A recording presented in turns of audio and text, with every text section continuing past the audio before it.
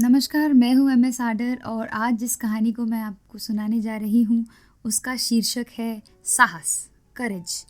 कठिन परिस्थिति में चिंता और तनाव महसूस होना या स्थिति से पूरी तरह से भाग जाना स्वाभाविक है। हालांकि ये थोड़े समय के लिए काम कर सकता है, मतलब एक शॉर्ट टर्म सॉल्यूशन देता है, लेकिन यह कोई समाधान नहीं होता। चुनौतियों का सामना करने के लिए हमें आंतरिक साहस का सहारा लेना पड़ता है। जब हम ऐसा करते हैं तो हम अक्सर महसूस करते हैं कि कोई भी मुश्किल हालात उतनी बुरी नहीं होती जितना वो पहले दिखाई देती है। साहस का मतलब ही होता है मुसीबतों का डट कर मुकाबला करना, कभी भी हार न मानना। तो इसी थॉट के साथ आज जो कहानी हम सुनने जा रहे हैं वो कहानी है रागिनी की।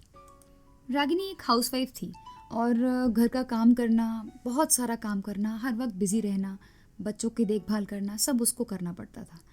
लेकिन ऐसा हुआ एक दिन कि बहुत सारी परेशानियां एक साथ आ गई। लोग कहते भी हैं कि जब भी मुसीबत आती है एक साथ आती है। क्या हुआ कि रागिनी की सासू माँ की तबीयत बहुत ख़राब हो गई और उसके बेटे की परीक्षा भी उसी समय थी। वो अपने बेटे को पढ़ाती थी रेगुलरली। अब वो 2 हिस्सों में बंट गई, यूँ कहें कि 3 हिस्सों में बंट गई। एक तरफ घर का काम, दूसरी तरफ सासू माँ की देखभाल और तीसरी तरफ बेटे को पढ़ाना।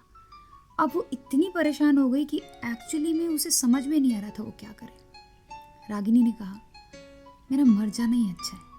मैं ये संभालूं कि मैं वो संभालूं कि मैं क्या क्या संभालूं।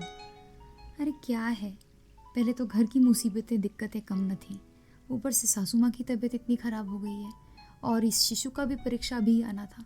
अब इसको पढ़ाऊँ कि मैं सासू माँ की देखभाल करूँ कि घर का खाना बनाऊँ। मेरा मरना ही ठीक है।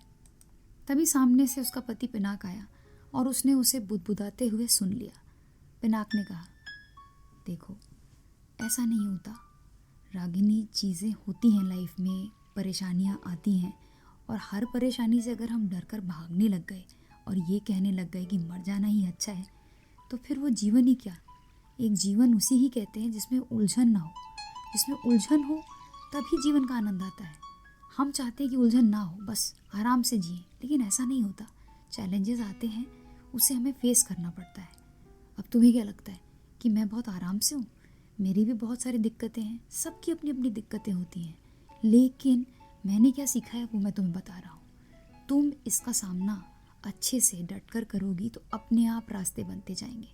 एक बार कोशिश तो करके देखो। रागिनी ने एक लंबी सांस ली। थोड़ा सोचकर उसने कहा, मैं कोशिश करूँगी कि मैं इन सब चीज़ों को हैंडल कर सकूं और इतनी जल्दी हार ना मानूं। रागिनी ने क्या किया, सासू माँ का पहले उसने देखभाल की। उसने पहले उनको नहलाया, धुलाया, उनको नाश्ता कराया। इसके बाद में उन्होंने जल्दी से अपने घर का काम का निपटारा किया। काम का निपटारा करते वक्त ही उन्होंने सोच लिया था कि शिशु को कौन कौन से टॉपिक पढ़ाने हैं और कौन कौन से टॉपिक नहीं पढ़ाने।